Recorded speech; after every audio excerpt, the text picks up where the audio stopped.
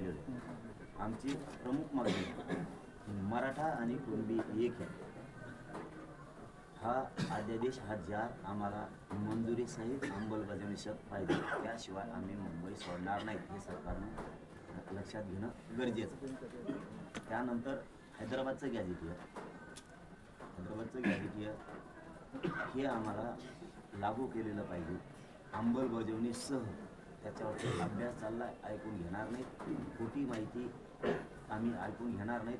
तुम्ही काही कारणं सांगितले तरी आम्ही ते ऐकून घेणार नाही। त्याचं कारण असं आहे की 13 महिन्यापासून गॅझेटियरवरती अभ्यास होतो, तरी तुम्हाला जर अभ्यासच करायचा आहे त्याला आमचा नाईलाज, आम्ही ऐकू शकत नाहीत। त्याचं कारण पण तसंच आहे, जर आमच्या नोंदी सापडल्या तर ते आम्हाला पाहिजे। आणि देवेंद्र फडणवीस साहेबांना विशेष करून सांगतो, कोणी आडवं येणार नाही मराठ्यांचे 3ही गॅझेट लागू का केले म्हणून, कारण आम्हाला सातारा संस्थांचं पण गॅझेटियर पाहिजे लागू केलेलं अंमलबजावणी सहित, आणि बॉम्बे गव्हर्नमेंटचं पण पाहिजे।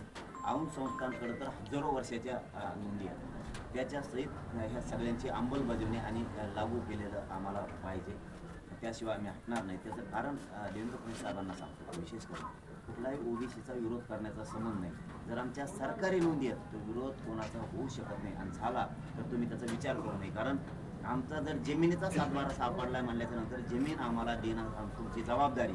आमचा जर 7/12 नसेल, आमचा जर अधिकार नसेल किंवा आमच्याकडे काही पुरावाच नसेल तर तुम्ही आम्हाला देऊ नका। सरकारने आडमुठ्या भूमिकेत चालण्याऐवजी देवेंद्र फडणवीस साहेबांनी विषय मराठ्यांचा आधी समजून घ्यावा। काय तुम्ही नाही म्हणला तर आम्ही ते आम्ही ऐकून घेत नसतो, कारण आम्हाला पक्का माहीत झालं आमची जमीन आहे ती आम्ही मिळवणार आहे, आमचं घर आहे आमच्या नावाने मिळवणार आहे।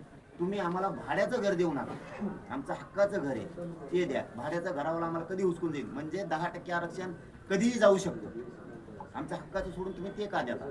आमची जमीन 7/12 नावाची असून ती जमीन तुम्ही आम्हाला देण्याऐवजी तुम्ही आम्हाला बटाईनी कशामुळे देता? ती बटाईदार 1-2 वर्ष ठेवून हकलून देईन आम्हाला, त्याच्यापेक्षा आमची हक्काची जमीन आहे,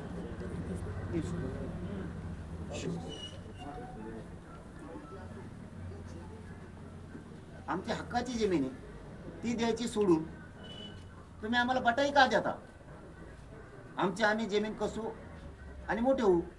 तसाच तोच उद्देश आरक्षणाला हे उदाहरण लागू होतं। आमच्या हक्काच्या नोंदी आहेत 150 वर्षापूर्वीच्या, तुम्हाला 90ला 89ला आत्ता आरक्षण मिळालं, 1989ला 90ला आमचे 150 वर्षाच्या नोंदी आहेत। कुणबी म्हणूनच्या, कुणबी म्हणजे आता सुधारित शब्द शेती, शेतीची लाज नाही आम्हाला, आम्ही शेतकरी आहेत, आम्ही क्षेत्रीय मराठी आहेत, आम्हाला काय लाज नाही त्याची। तुम्ही आधी फडणवीस साहेब समजून घ्या, सरकारी नोंदीला जर विरोध करणार असला यावले कोणी तर हे तुम्ही ऐकू नये या मताचे। आम्ही म्हणतो का त्यांचं काढून आम्हाला द्या, आमचं हे ते द्या म्हणतोय आम्ही। आमच्या नोंदी लागू करायला 3 गॅझेटची हरकत नाही, हे सुद्धा तुम्ही समजून घ्या। आमची तिसरी मागणी आहे, सगळे सोयरेची अधिसूचना तुम्ही काढली, सगळे सोयरेची अधिसूचना काढली, तिची अंमलबजावणी नाही। तुम्ही आम्हाला त्यावेळेस वाशीत सांगितलं होतं, आम्ही आता 2012च्या कायद्यात दुरुस्ती केली, आम्हाला 6 महिन्याचा अंमलबजावणीसाठी वेळ द्या, हरकती मागून त्याच्यावरती त्याची छाननी करतो। आता छाननी करून आणि आम्ही दिलेला वेळ मिळून 1.5 वर्ष झालं, इतका कोणताच समाज थांबू शकत नाही, इतका संयमानं माझ्या समाजाने हे विषय घेतला। कुठलीच जात या देशात जगाच्या पाठीवर अशी जात नाही की ती 1.5 वर्ष असून थांबू शकत। एखाद्या समजा वावर आहे आणि तो लोकांचे रोजान जातोय असून तो 10 वर्ष 20 वर्ष नाही थांबू शकत, तशी आमची परिस्थिती आहे। असून सुद्धा तरी मराठा संयमात होता, आडमुठा नाहीये, म्हणून तुम्हाला 1.5 वर्षाचा वेळ दिला। सगळे सोयरेची अधिसूचनेची व्याख्या सुद्धा आम्ही त्यावेळेस सांगितलेली, आजही तुम्हाला सांगतो। परंपरानुसार पिढ्याना पार लग्नाच्या सोयरे जुळत्यात ते सोयरे, तर ते का घ्यायचे याच्या सुद्धा 3-4 पॅरेग्राफ केलेले आहेत त्यांनी। आम्ही त्यांना सांगितलं होतं, आमचे सांगितलेले शब्द घ्या, प्रत्येक वेळेस तुम्ही टाळताय ते शब्द घ्यायला, पुन्हा पुन्हा गोल्ड होईल। सगळे सोयरे का घ्यायचे? ज्याची कुणबी नोंद सापडली त्याचे सगळे सोयरे घ्यायचे का? त्याची पोटजात उपजात म्हणून। याच्या अगोदर 180 जातीच्या आसपास होत्या, 10-20 मागं पुढे होतील आकडा। ज्यावेळेस 1967ला ओबीसीला आरक्षण दिलं गेलं, मुद्दाम फडणवीस साहेबांना या विशेष महत्वाच्या प्रेसमधून सांगतोय हा विषय, कारण आता आंदोलन खूप पुढे गेलंय। आता आम्ही निघण्याच्या तयारीत आहेत, म्हणून शेवटचं सांगतो, आणखीन तुमच्या हातात 2 दिवस आहेत म्हणून सांगतो। आणि ही प्रेसच्या माध्यमातून, या पत्रकार बांधवांच्या माध्यमातून तुम्ही ऐकावं, तुम्ही महाराष्ट्र आणि महाराष्ट्रातले मराठी वेटीस धरू नये. कारण तुम्ही सरकार आहे आणि सरकारने राज्य अस्थिर करू नये. ह्यो राज्याच्या प्रमुखाला अधिकार नाहीये राज्य अस्थिर करायचं, खरं असून सुद्धा. सरकार जर आडमुठ्याचं भूमिका जाणार असलं तर ही देशासाठी आणि राज्यासाठी लाजिरवाणी गोष्ट आहे. मराठ्याचं असून देत नाहीत म्हणल्याच्या नंतर आडमुठा आता मराठ्या नाही तर सरकार आहे. हे का सांगतोय? ज्याची कुणबी नोंद निघाली त्याचे सगळे सोयरे म्हणजे कोण? त्याची पोटजात उपजात म्हणून घ्या. का?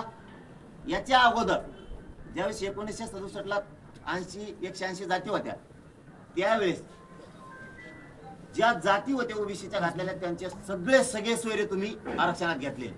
ते सगळे सोयरेच आहेत आमच्या भाषेत. त्याला फक्त तुम्ही कायदेशीर नाव चेंज केले. ते पण सांगतो काय चेंज केले तुम्ही त्यांच्या सगळ्या सोयऱ्यात. पहिल्यांदा 180 जाती होत्या, आता 350-400 झाल्या. हे सगळे सोयरे आत घेतले तुम्ही सोयीनुसार, फक्त त्यांचं नाव बदलिलं. त्यांना सगळ्या सोयऱ्याला नाव काय दिलं? पोट जात उपजात. सरकारी शब्द जोडला त्याच्याबरोबर, फक्त सगळे सोयरे शब्दाने वापरला त्यांनी त्यावेळेस.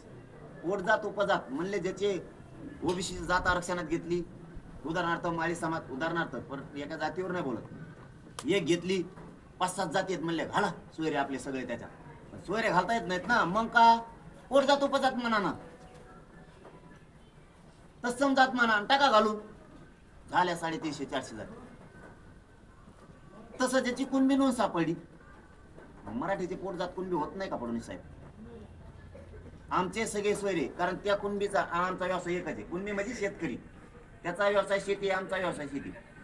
आरक्षण हे शेती व्यवसायावर दिले आहे.